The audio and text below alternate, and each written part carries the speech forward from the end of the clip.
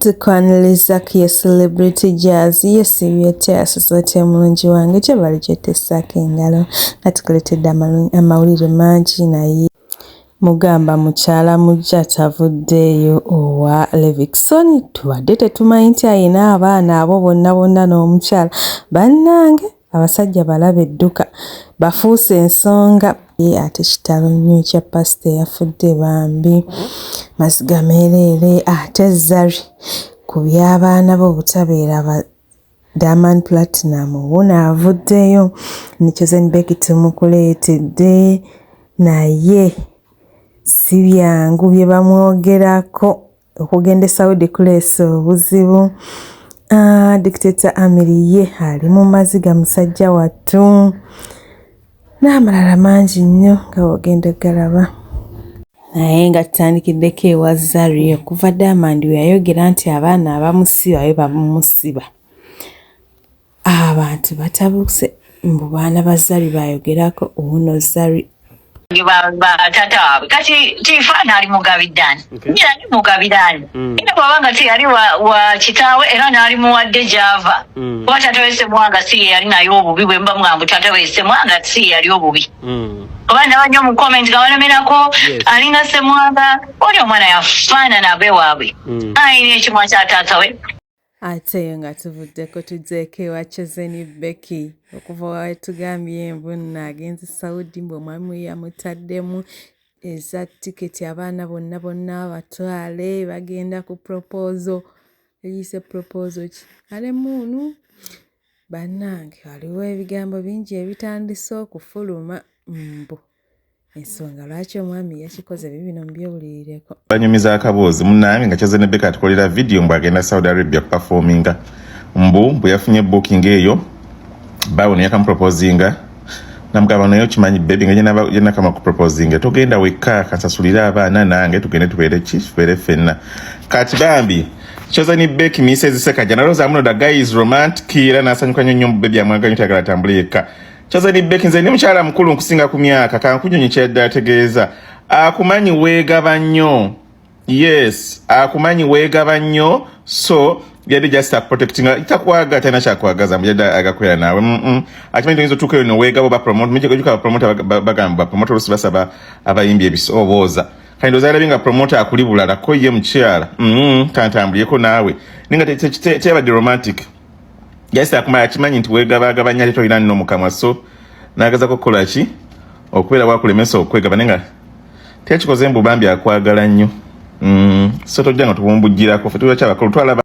Meanwhile ye Dr. Miri wali mbwali munnaku mukazi yali amulinnyisa ku nnyonyi kati agenda kuddamu olinnya ku nnyonyi kweri bannange tebaggwa Baby kiki ennyonyi ogirabye?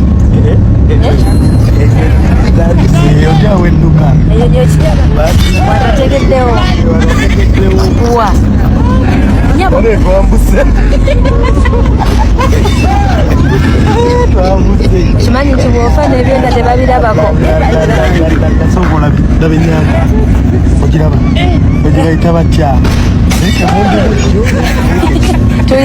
Kale tuli Mbale.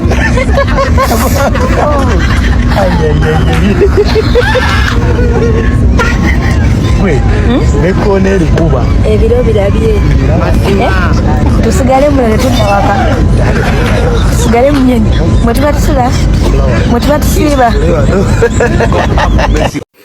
ate eyo nga tuvuddeyo tuzeeko ewa Zalina ne Levikson banange ebintu tebyekweka bulijjo tumanyi Levikson alina akaana kamu akakulu alinayo abato abalala 3 omukyala gyali biibino bannange asajja balaba edduka. This wedding should teach women 2 things. Number 1, do you know how many kids Levikson has? Yeah. Did he marry the baby mama? The baby mama was there for better and worse, but she never saw a ring. She struggled with him till death do them apart, toiling through, trying, him becoming a celebrity, doing ABCD and building him. Did she get a ring? Did she? Did she get the praise that Desire is getting? Exactly. But she's a mother taking care of the kids now. Everything she thought she would get from Levickson, it's Desire who has gotten it. Have you seen Desire give a child to Levickson? Have you seen her pack her ass moving in with Levickson? Exactly. Have you seen her try to beat the man in our faces until he put a ring on it? Absolutely not. So let this be a reminder, ladies. If he wanted to, he would. Even if you open your legs and give him doggy style, year to year, and give birth to him 20 kids, if he doesn't love you, he will not marry you. Okay? Yeah. You can be Barbara the Builder. Building him doesn't mean he will love you. Okay? Y'all think giving birth to a kid for a man is what will make you capture him? Go ask Lady Bizo how many kids she has for Levickson. And by the way, no bashing them. I love both of them. Bizo is talented. Levickson, excuse me. Desire, hello. I am just saying because this is real life and we have seen their lives on TV in social media because I have grown seeing them.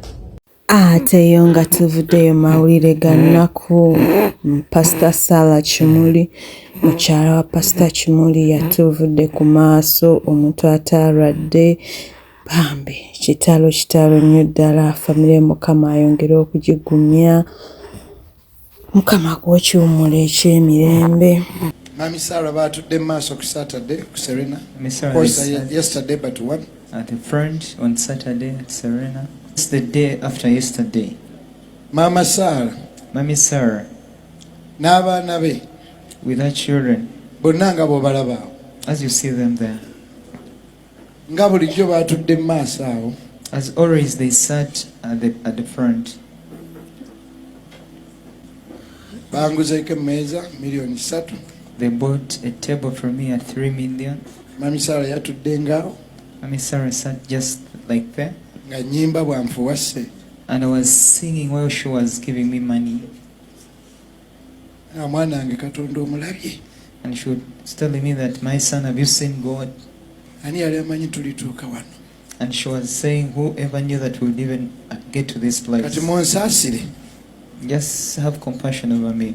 Nze yayimbye okwosa ejjo nga Mami Sarah atudde mu maaso. Me, the person that sang just the other day when she was seated up in front. Nga nfuwa ssente. And she was giving me money.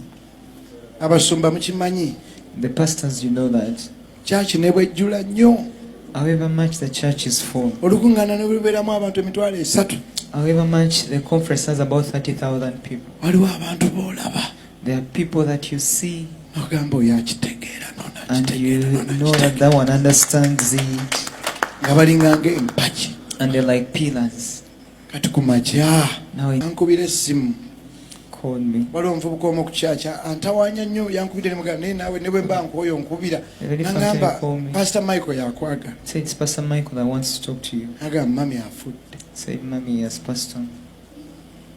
Kati ne mga ndowooza oba maama omuto naye era nakyo si kirungi kubanga agamba nti oba omuto ye yandifudde.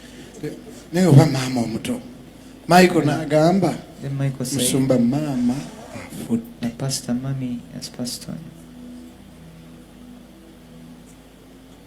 Sina bisukaawo. I don't have any more words. Naye kanewole ebigambo bya mukyala Sekidde. But let me borrow the words of Mrs. Sekidde. Yesu ye mubumbi. And Jesus is the potter. Ffe tuli bbomba. And we are the clay. Ne tulya ffene ekyamisana n'abalala bonna be nali nabo. We ate lunch John together Mark, with everyone. John Mark. I think was he Sam? John Mark yali Sam yali eri ndowooza. John Mark gwe nali naye eno. I was with John Mark here. Nedda bonna. All of them, yeah. Nali nabo. All of them. Ye mami yagenda okubuulira ne Roshan. Mami went with Loshan to preach. Oyo ne that one. Yali ne Helen. With Helen. Ne Faith yali nga personal assistant we. And Faith like the personal assistant. They went to escort her to preach. She preached in a lot of power. Pastor Tandika called me and said, Mommy has preached powerfully. But after she finished, so let me go to Joy, this sister of mine. Julie stays in Garuga.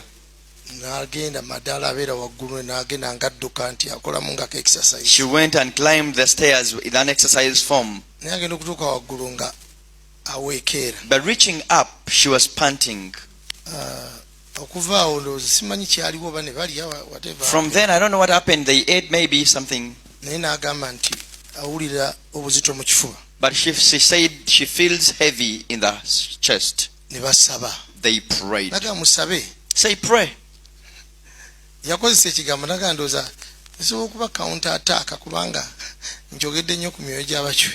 She used the statement and said, maybe that's exactly what she said. Maybe it is a counterattack because I spoke a lot about Balchwezi.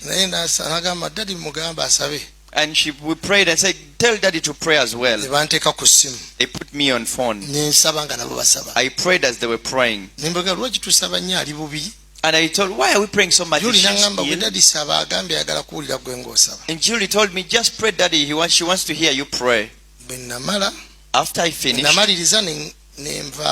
finished, prayer. We closed the phone. By the time we talked, I was in a salon making hair. Well, today, because later I was supposed to go to Eldoret. We had a conference at Eldoret. Nabadde no kubeera mu Eldoret nga tulinayo conference. So we meet. I was preparing myself, cutting the hair because we had to meet and do that.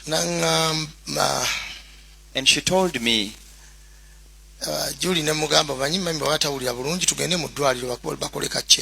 I told Julie, if Mom is not so well, let's go in the hospital, we do a check.